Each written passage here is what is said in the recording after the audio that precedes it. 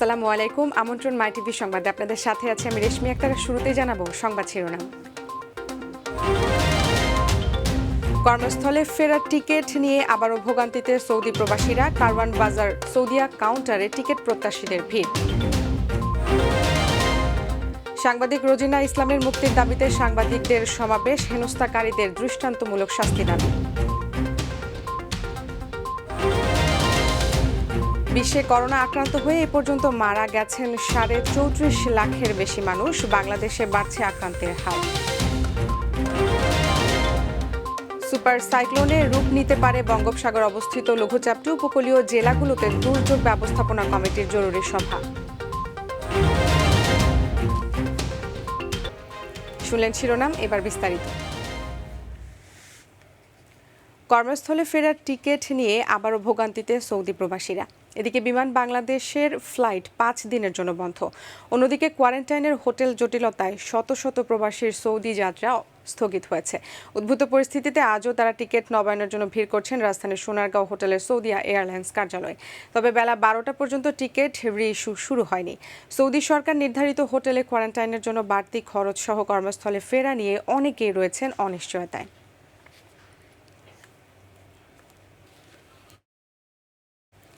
সাংবাদিক রোজিনা ইসলামের মুক্তির দাবিতে আজও সাংবাদিকরা বিক্ষোভ সমাবেশ করছে। জাতীয় প্রেস ক্লাবের সামনে আয়োজিত সমাবেশ থেকে বক্তারা অবিলম্বে রোজিনা ইসলামের মুক্তি দাবি করেন। বৃহস্পতিবার জামিন শুনানির পর আদেশ না দিয়ে রোববার দিন ধার্য করেন আদালত। তার প্রেক্ষিতে সাংবাদিক নেতারা রোববারই রোজিনা ইসলামকে জামিন দেওয়ার দাবি জানান। একই সঙ্গে রোজিনাকে হেনস্থাকারীদের বিচারও দাবি করেন বক্তারা।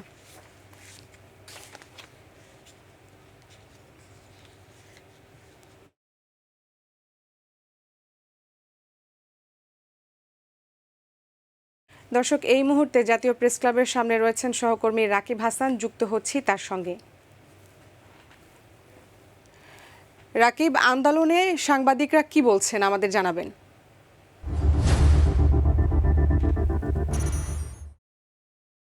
যেমনটি বলছিলেন যে আমি এখন জাতীয় প্রেস ক্লাবের সামনে রয়েছি।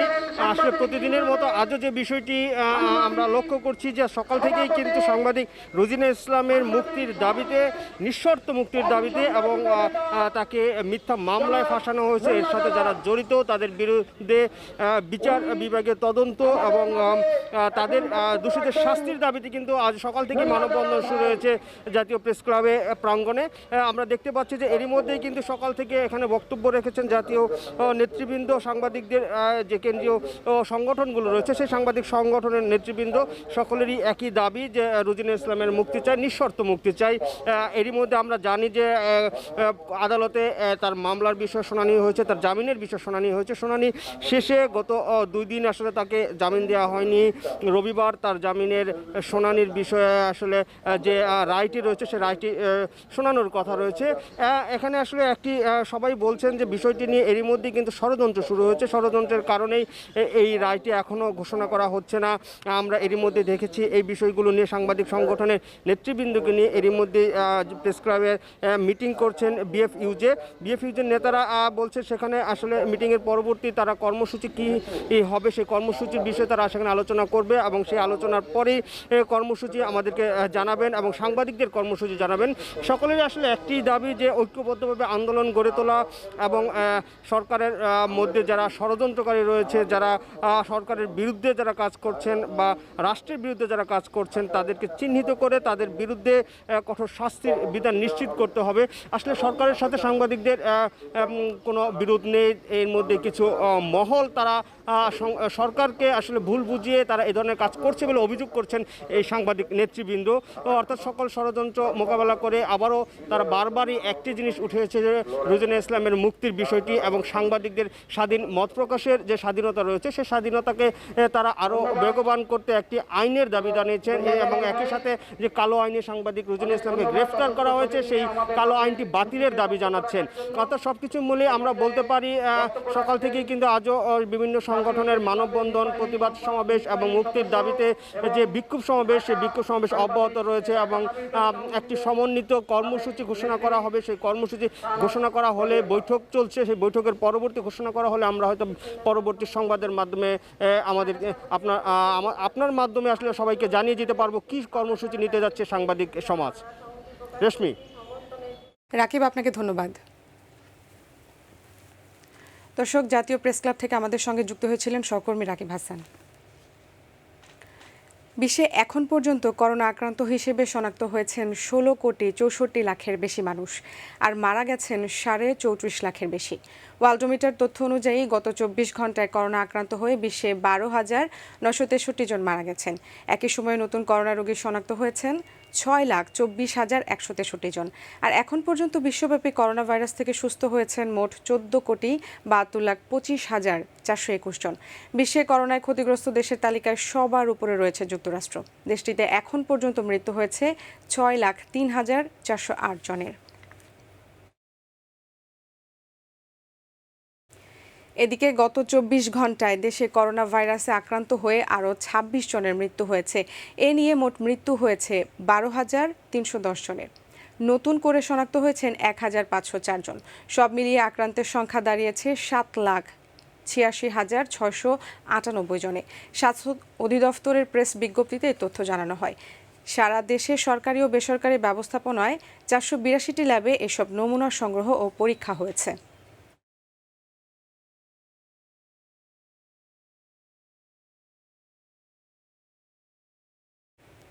রোগীর তুলনায় ডাক্তার সংকট। মাঠে নামতে হয়েছে শিক্ষানবিশ আর শিক্ষার্থীদের, তবু কলিয়ে ওঠা যাচ্ছে না।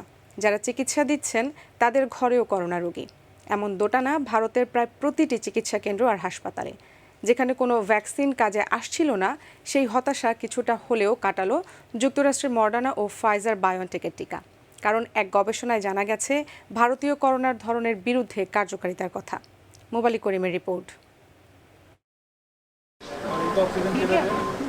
নেই রাত নেই দিন, রোগীর সেবায় নিজেদের সর্বোচ্চটুকু দিয়ে চলেছেন ভারতের চিকিৎসক নার্সরা। এমন অবস্থায় সেবা দিতে এক সতীর্থকে হারানোর শোক ভুলতে না ভুলতে হয়তো আরেকজন চিরতরে হারিয়ে যাচ্ছেন।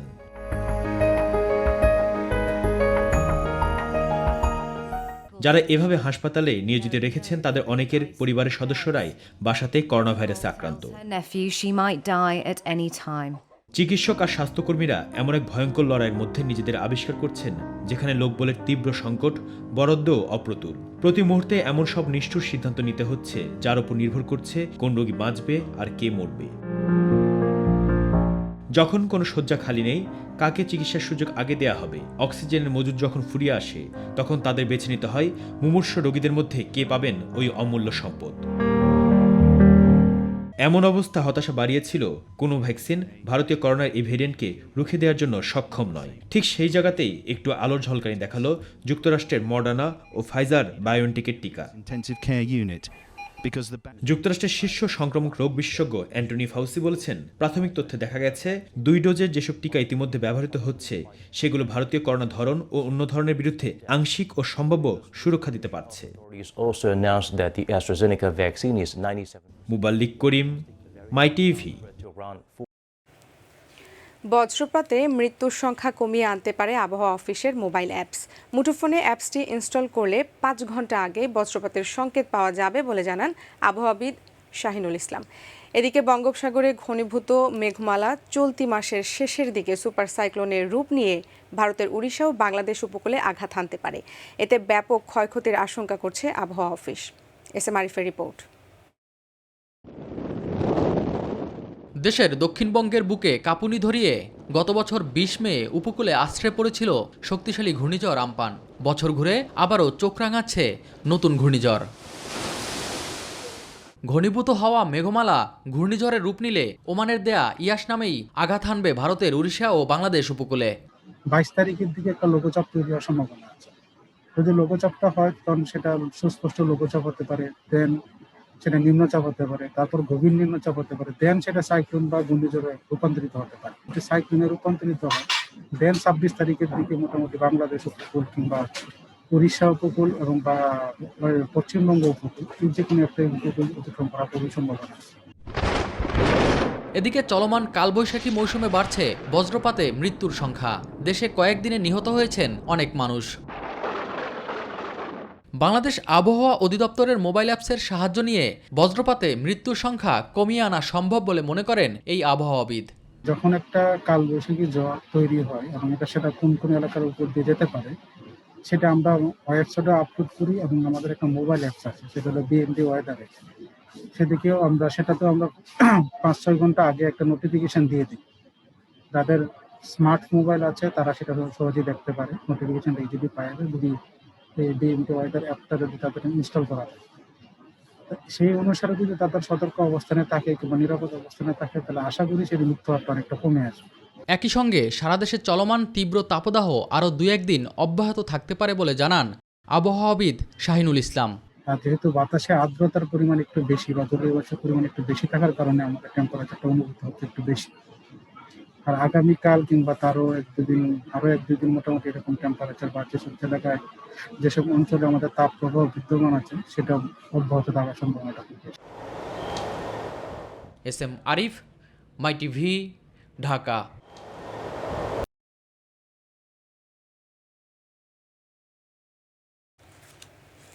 কুড়িগ্রামে আকস্মিকভাবে বেড়েছে টাইফয়েড রোগীর সংখ্যা। 1.5 মাসে এই রোগে জেনারেল হাসপাতালে ভর্তি হয়েছেন 212 জন, আর যার অর্ধেকই শিশু। রোগীর সংখ্যা বেড়ে যাওয়ায় অনেককেই ঠাঁই নিতে হচ্ছে মেঝেতে। আর সরকারিভাবে অ্যান্টিবায়োটিক ইনজেকশন সরবরাহ শেষ হয়ে যাওয়ায় ফার্মেসি থেকে বেশি দামে কেনার ভোগান্তি বেড়েছে রোগীর স্বজনদের। এদিকে রোগটি থেকে বাঁচতে বিশুদ্ধ পানির পরামর্শ দিচ্ছেন চিকিৎসকরা। কুড়িগ্রাম প্রতিনিধি SM আশরাফুল হক রুবেলের রিপোর্ট, জানাচ্ছেন নূর মোহাম্মদ। কুড়িগ্রাম সদর হাসপাতালে প্রতিদিনই বাড়ছে টাইফয়েড রোগীর সংখ্যা। আকস্মিকভাবে রোগী বৃদ্ধির ফলে বেড সংকটে অনেকেরই ঠাঁই হচ্ছে মেঝেতে।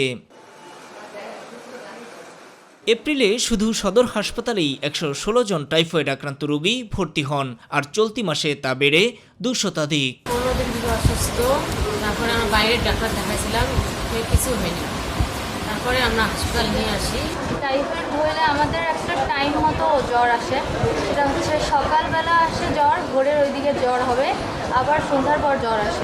একদিকে করোনা, অন্যদিকে হঠাৎ জ্বরের প্রকোপ বৃদ্ধি পাওয়ায় চিন্তিত রোগীসহ স্বজনরা। আর বিনামূল্যের ইনজেকশন শেষ হয়ে যাওয়ায় চড়া দামে কিনতে হচ্ছে বাইরের ফার্মেসি থেকে। বাইরে থেকে ইনজেকশন নিতেছি, এটার দাম একটু বেশি, 150 টাকা বেশি দিয়ে আমাদেরকে কিনতে হচ্ছে। চিকিৎসকরা বলছেন, আবহাওয়া পরিবর্তন আর স্বাস্থ্য সচেতনতার অভাবেই বাড়ছে আক্রান্তের সংখ্যা। গরমের সময় আবহাওয়া চেঞ্জ হচ্ছে, এটা একটা কারণ। পাশাপাশি এটা যেহেতু একটু পানিবাহিত রোগ, আমাদের স্যানিটেশনের সমস্যা, আমাদের পানি সাপ্লাইয়ের যে সমস্যা, এখান থেকেই এই রোগটা ছড়ায় যাচ্ছে। বিশুদ্ধ পানি পানের পরামর্শ দিয়েছেন চিকিৎসকরা। রোগীদেরকে অবশ্যই আমাদের স্বাস্থ্য সচেতন হওয়া দরকার। পানি খাওয়ার সময় পানি অবশ্যই ফুটিয়ে এবং পার ডে ফিল্টারেশন করে খাওয়া উচিত। বাহিরে খোলা খাবার গ্রহণ করবেন তখন যদি সতর্ক থাকেন তাহলে আমি মনে করি এ রোগ থেকে কিছুটা হয়তো রেহাই পাওয়া যাবে, এবং অবশ্যই রেজিস্টার্ড চিকিৎসকের চিকিৎসা গ্রহণ করবেন। নূর মোহাম্মদ, মাই টিভি নিউজ ডেস্ক। বঙ্গোপসাগরে সৃষ্ট ঘূর্ণিঝড় ইয়াস আগামী 26 মে নাগাদ বাংলাদেশের উপকূলে আঘাত হানতে পারে বলে জানিয়েছেন আবহাওয়া অধিদপ্তর। আজ শনিবারের মধ্যে বঙ্গোপসাগরের আন্দামান দ্বীপপুঞ্জের কাছাকাছি এলাকায় একটি লঘুচাপের সৃষ্টি হতে পারে। লঘুচাপটি আগামীকাল রোববার নিম্নচাপ ও ঘূর্ণিঝড়ে পরিণত হতে পারে। 25 মে রাতে বা 26 মের মধ্যে সেটি দেশের দক্ষিণ পশ্চিম উপকূলে আঘাত হানতে পারে। বিষয়টি জানিয়ে সংবাদ সম্মেলনে কথা বলেছেন ত্রাণ প্রতিমন্ত্রী ডাক্তার এনামুর রহমান। তিনি জানান, ইতিমধ্যে সরকার সব ধরনের পদক্ষেপ গ্রহণ করেছে।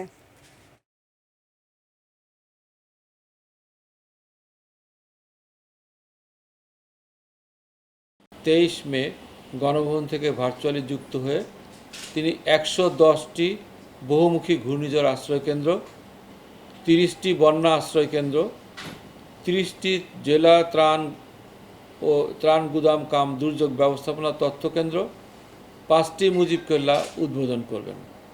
মোট 165টি 175টি, এর সাথে 50টি মুজিব কেল্লার ভিত্তিপ্রস্তর স্থাপন করবেন, অর্থাৎ প্রায় 225টি স্থাপনা কালকে উদ্বোধন হবে। সরকারি নীতিমালার তোয়াক্কা না করে বরিশালের মুলাদী ও গরুনদী উপজেলার হোসনাবাদ সাহেবের চর খেয়াঘাটে অতিরিক্ত ঘাট ফি আদায়ের অভিযোগ উঠেছে। প্রতিবাদ করলে ইজারাদারদের হাতে লাঞ্ছিত হওয়ার ঘটনাও ঘটছে। এই নৈরাজ্য বন্ধের দাবি জানিয়েছেন ওই ঘাট দিয়ে চলাচলকারীরা। এই বিষয়ে দ্রুতই ব্যবস্থা নেওয়া হবে বলে জানিয়েছেন উপজেলা নির্বাহী কর্মকর্তা। মুলাদী প্রতিনিধি মোহাম্মদ রাকিবুল ইসলাম রাকিবের রিপোর্ট, জানাচ্ছেন শামস তাবরিজ উচ্ছ্বাস। বরিশালের মুলাদী গরুনদী উপজেলার হোসনাবাদ সাহেবের চর খেয়াঘাট দিয়ে প্রতিদিনই যাতায়াত করছে কয়েক হাজার মানুষ। গুরুত্বপূর্ণ এই নদীপথে সরকার নির্ধারিত ঘাট ফির চেয়ে কয়েক গুণ বেশি ভাড়া আদায়ের অভিযোগ যাত্রীদের।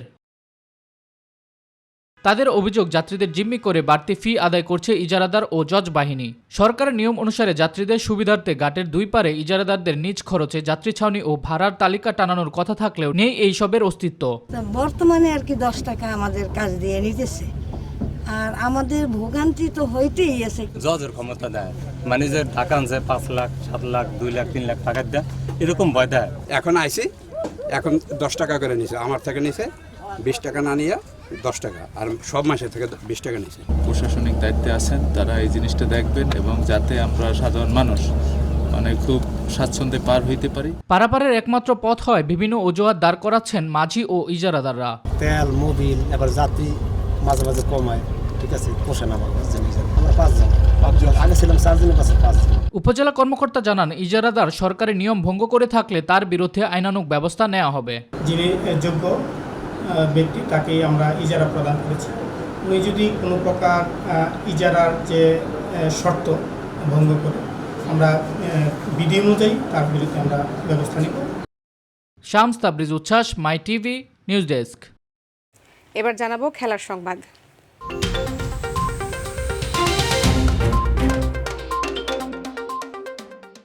শ্রীলঙ্কার বিপক্ষে সিরিজের প্রথম ওয়ানডেতে আগামীকাল মাঠে নামবে বাংলাদেশ। মিরপুর শেরেবাংলা জাতীয় স্টেডিয়ামে ম্যাচটি শুরু হবে দুপুর 1টায়। ওয়েস্ট ইন্ডিজের বিপক্ষে ওয়ানডে সিরিজ জিতে বছর শুরু করে টাইগাররা। এরপর টানা 10 ম্যাচে জয়ের দেখা পায়নি দলটি। ঘরের মাঠে বিশ্বকাপ সুপার লিগের এই সিরিজটি গুরুত্বপূর্ণ তামিমদের জন্য, কেননা বিশ্বকাপে সরাসরি খেলতে সেরা 8-এর মধ্যে থাকতে হবে বাংলাদেশকে।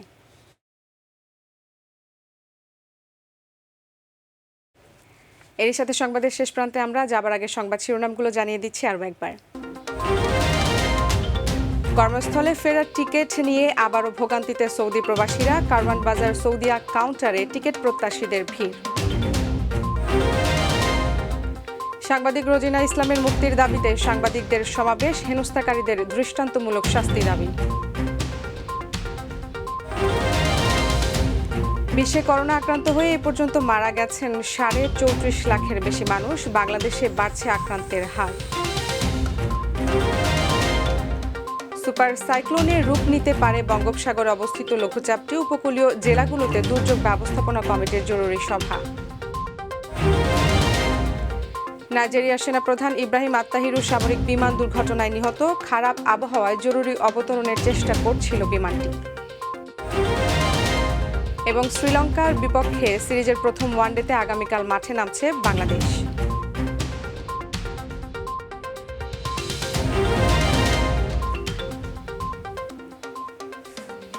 সঙ্গে থাকার জন্য ধন্যবাদ। এছাড়া ইউটিউবে মাই টিভির সংবাদ পেতে ভিজিট করুন youtube/mytvbdnews এবং আমাদের অনুষ্ঠান দেখতে ভিজিট করুন youtube/mytvbangla, facebook/mytvbangla ও twitter/mytvbangla। পরবর্তী সংবাদ দেখার আমন্ত্রণ জানিয়ে বিদায় নিচ্ছি। দর্শক, করোনার সংক্রমণ রোধে সবাই সতর্ক থাকুন, স্বাস্থ্যবিধি মেনে চলুন। আল্লাহ হাফেজ।